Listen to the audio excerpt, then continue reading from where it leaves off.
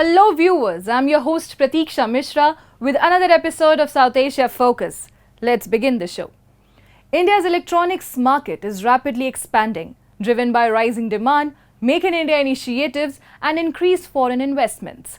The country is focused on developing an indigenous semiconductor ecosystem with initiatives like the National Electronics Policy and a $10 billion PLI scheme boosting chip-making efforts. India's semiconductor and electronics sector is experiencing significant growth fueled by government policies aimed at enhancing domestic manufacturing and reducing imports. The semiconductor market, valued at $19 billion in 2023, is projected to reach $30 billion by 2025, marking a 58% increase. At Semicon India 2024, Prime Minister Narendra Modi reaffirmed the country's commitment to expanding its semiconductor infrastructure, highlighting that India contributes 20% of the world's talent in the industry. He outlined plans to develop a workforce of 85,000 skilled professionals, including technicians, engineers, and R&D experts in the coming years. The event attracted over 100 global CEOs, industry leaders, and experts, underscoring India's rising prominence in the global chip sector. 21st century के भारत में the chips are never down. और सिर्फ इतना ही नहीं है, आज का भारत दुनिया को भरोसा देता है, when the chips are down, you can bet on India. The government's focus on expanding the semiconductor industry is set to invigorate related sectors and significantly increase job opportunities. This push will enhance the semiconductor ecosystem and stimulate growth in allied industries, creating a broader impact on employment and economic development. We can see lots of potential because, and not in terms of manufacturing, the real employment will generate from the UP, so that all the candidates, all the youth who are pursuing their BTech or a masters in the science, they can come and see the real, how the chip process is going to make. It's mainly the global shortage of the semicon chips. So there are not enough manufacturers, there are not enough companies worldwide. So India has a big opportunity in that space. Manufacturing is already happening with the mobile phones and multiple other areas. It's a question of giving the fillip, giving the right environment for the industry, for MSMEs as well, giving the right climate, both infrastructure, investment, government support, ease of doing business, and all that contributes to building the sector. Many foreign companies are optimistic about India's growing market and have established facilities for domestic production.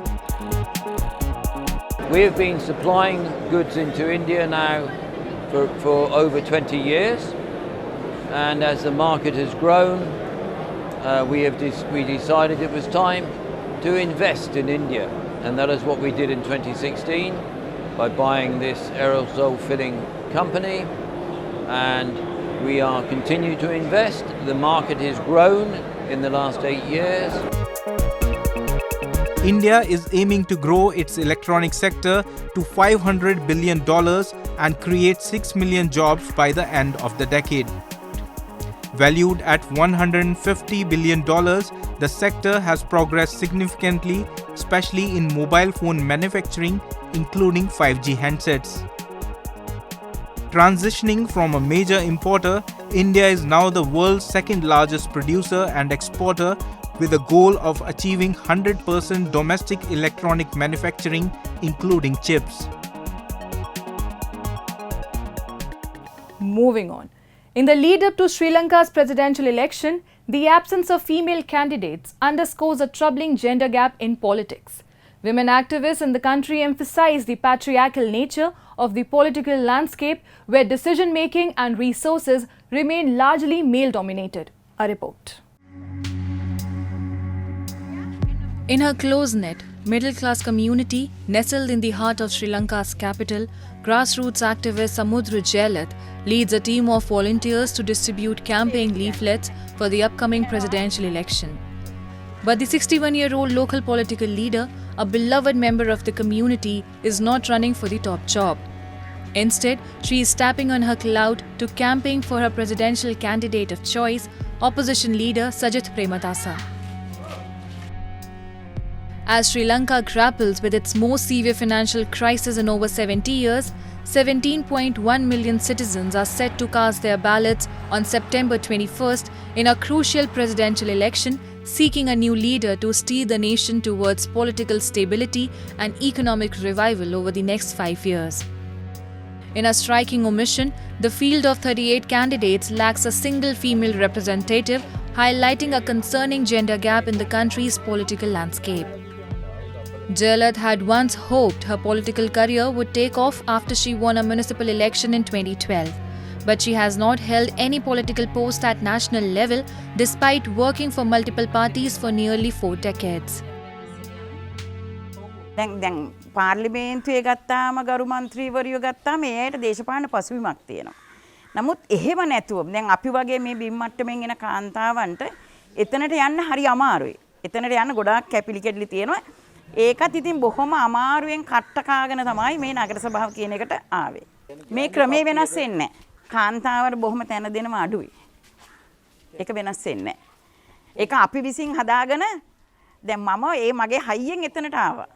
නමුත් අනිත් අයට බොහොම අමාරුයි.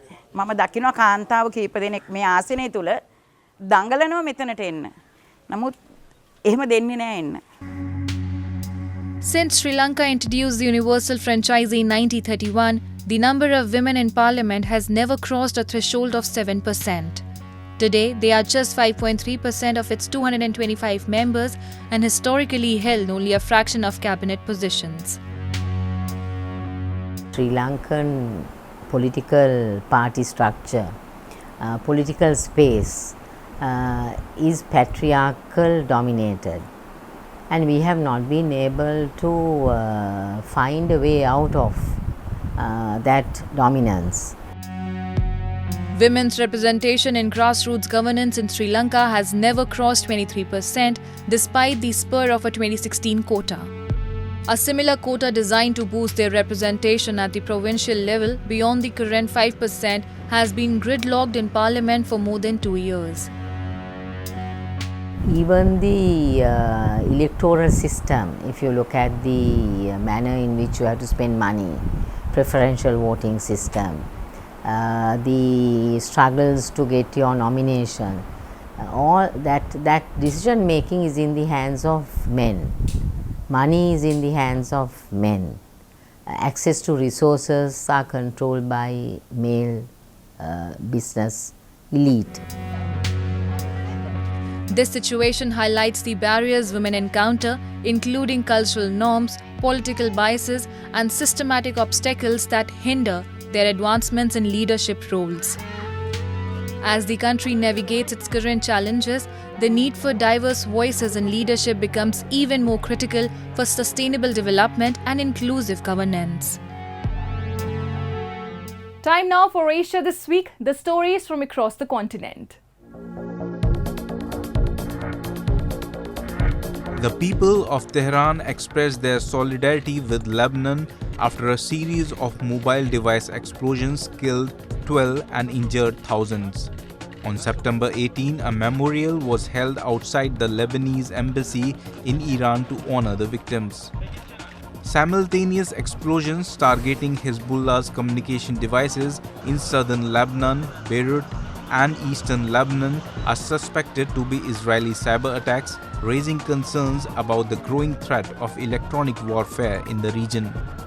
Hezbollah and Israel have been engaged in cross-border warfare since the Gaza conflict erupted last October, fueling fears of a wider Middle East conflict that could drag in the United States and Iran.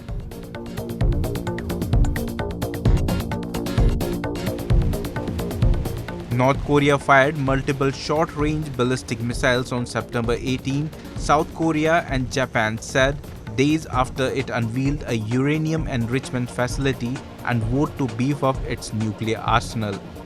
The missiles lifted off from Kechon, north of the capital Pyongyang, in the northeastern direction, South Korea's Joint Chiefs of Staff said, without specifying how many were fired. 북한이 어제 탄도미사일과 순항미사일을 발사하였고 그 탄착 지점은 함경북도 산악 지역으로 평가하고 있습니다.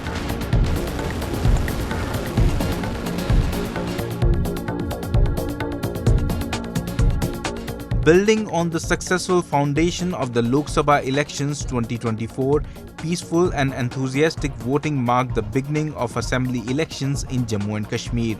Voters from all sections of society responded to the call of democracy wholeheartedly. Long queues of voters at the polling stations showcased the entire world the deep trust and confidence of the people of Jammu and Kashmir in the democratic exercise. A total of 219 candidates were in the electoral fray in the first phase, of which 9 were women candidates. Young and women voters shone bright at the polling stations, a testament to the deepening and embrace of democracy in Jammu and Kashmir.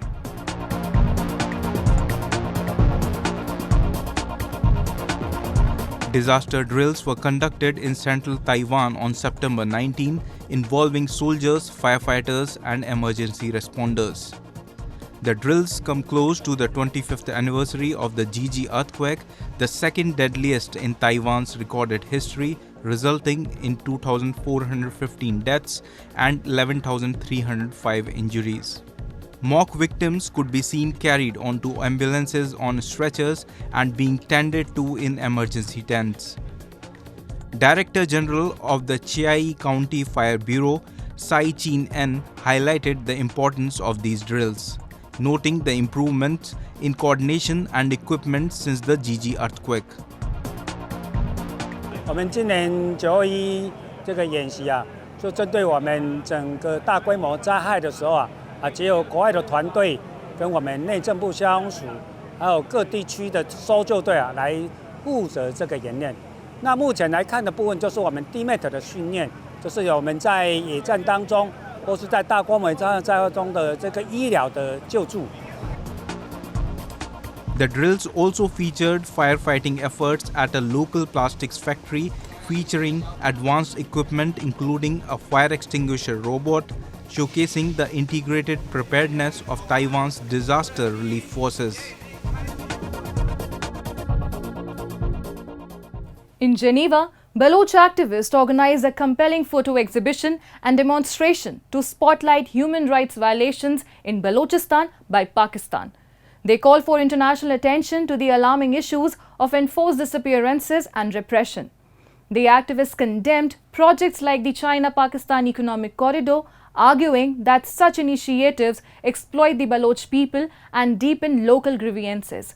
The protesters underscored the urgent need for accountability and recognition for Baloch rights, insisting that the international community must not overlook the plight of the Baloch in their struggle for justice and dignity.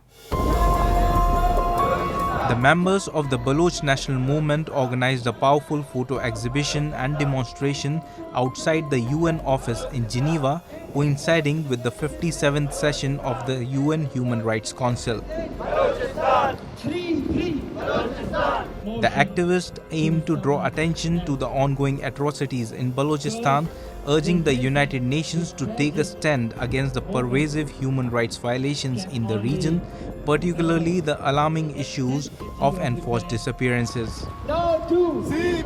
The demonstrators passionately rejected exploitative foreign initiatives such as the China-Pakistan Economic Corridor, arguing that these projects have only served to occupiers and exploit the indigenous Baloch people. Their message was clear: the international community must not turn a blind eye to the suffering in Balochistan. The protesters in Geneva were joined by human rights defenders from around the globe. Pakistan must be held accountable. The West must cease all military aid to Pakistan because those weapons are being diverted to suppress the people of Balochistan. The Commonwealth must suspend Pakistan it is violating the Commonwealth Charter and the human rights principles that the Commonwealth espouses.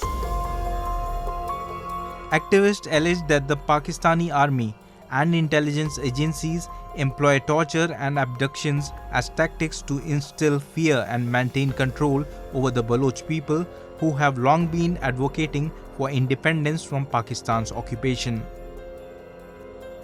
They claimed that the Baloch have been the targets of military operations, ethnic stereotyping and abductions by the Pakistani state, all while their natural resources continued to be exploited. I think one thing that Pakistan needs to understand, they cannot continue the way things are. More violence will generate more resistance, and the state persecution makes them more resilient. So the Balochistan issue is not complicated, it's very basic. They're asking for some basic things, which includes human rights, basic human dignity, and demand that the Baloch rights are recognized and respected. Human rights violations in Balochistan have been a significant concern, particularly in the context of the China-Pakistan economic corridor. Many Baloch activists and political leaders argue that CPEC, while promising economic development, exacerbates local grievances by prioritizing outside interest over the rights and needs of the local population. The influx of investment and infrastructure development under CPEC have often been met with resistance from local communities who feel marginalized.